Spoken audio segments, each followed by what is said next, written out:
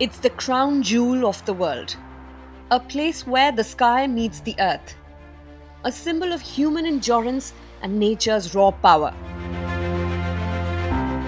Every year, Mount Everest draws hundreds of adventurers and trekkers to its majestic yet unforgiving slopes. But what unfolded last weekend was not a dream realized. It was a nightmare descended from the sky. And Everest reminded us who's truly in control. On October 4th, a powerful blizzard swept across the eastern face of Mount Everest in Tibet, trapping hundreds of trekkers in its path. At the time, nearly 1,000 hikers, guides, and support staff were stationed in the area. Many of them were in tents when the conditions rapidly deteriorated. They were all trapped at an altitude of nearly 5,000 meters, halfway up the world's highest peak, which rises to a total of 8,849 meters. By October 7th, some of the stranded had safely been evacuated. But in Nepal, a South Korean climber died near the summit of Mera Peak, south of Everest. The blizzard started on October 3rd in the Karma Valley and intensified dramatically on the 4th, pummeling the Himalayas with unusually heavy snow and rain. The focus of the immediate crisis was tourist campsites situated on a slope in Tibet, specifically near the eastern face of Everest. The Karma Valley is a relatively pristine part of Everest. It was first explored by Western travelers a century ago. The valley lies at an altitude of 4,200 meters. Last year, it received more than 540,000 tourists.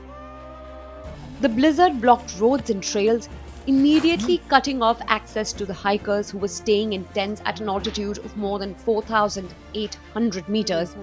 The danger was compounded by the fact that the snowstorm struck during the Golden Week.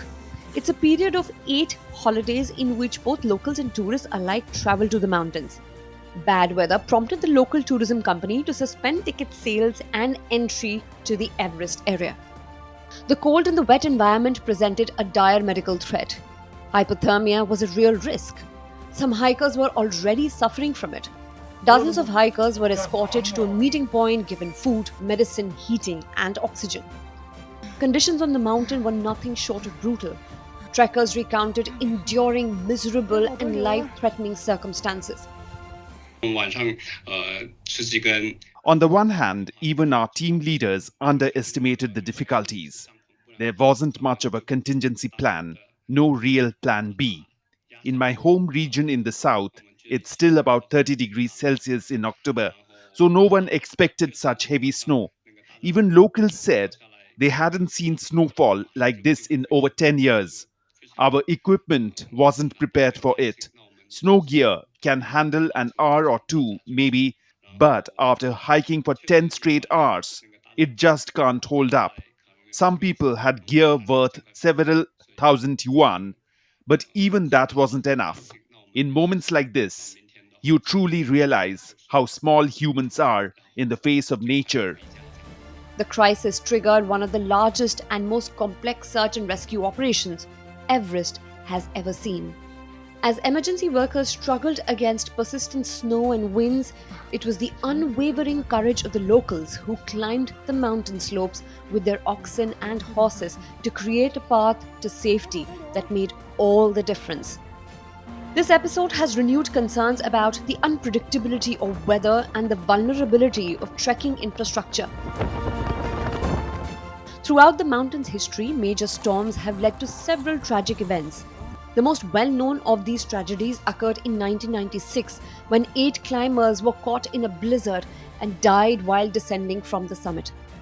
The lack of proper training and exercise to climb mountains is a reason behind hikers getting trapped on Everest. They don't usually climb like other like beginning peak. Like they don't have a good exercise. They just come directly to climb Everest because of just seeing that they can do, and there are some companies who offer that they can do it. But it's a good thing that you can encourage, but it's always better to give them in the first, like they need the preparation before climbing like 8,000, before going up to the dead zone. Mount Everest is a part of the Himalayan mountain range located between Nepal and Tibet. At 8,849 meters, it is the tallest point on Earth. In 1953, a mountaineer from New Zealand, Edmund Hillary, was the first person to scale Everest. Climbing Mount Everest has become a popular expedition ever since. It captivates adventurers worldwide, with climbers constantly pushing the limits to achieve new records. Recently, Andrew Bakiel, an athlete from Poland, became the first person to climb and ski from Everest summit without supplementary oxygen. People regularly embark on this formidable journey, racing against time, weather, and each other. However, it is a dangerous undertaking. It requires prior mountaineering experience, a health certificate, proper equipment, and a trained Nepalese guide. The climb is restricted to a short season because of the weather. The recent emergency in the Himalayas has once again highlighted growing worries about the unpredictable nature of weather. Experts warn that shifting climate patterns are making storms more frequent and severe, putting trekkers at greater risk. Additionally, the fragile infrastructure for high altitude expeditions is struggling to cope with these changes, raising urgent calls for improved safety measures and better preparedness. Aman Kumar's report for DD India.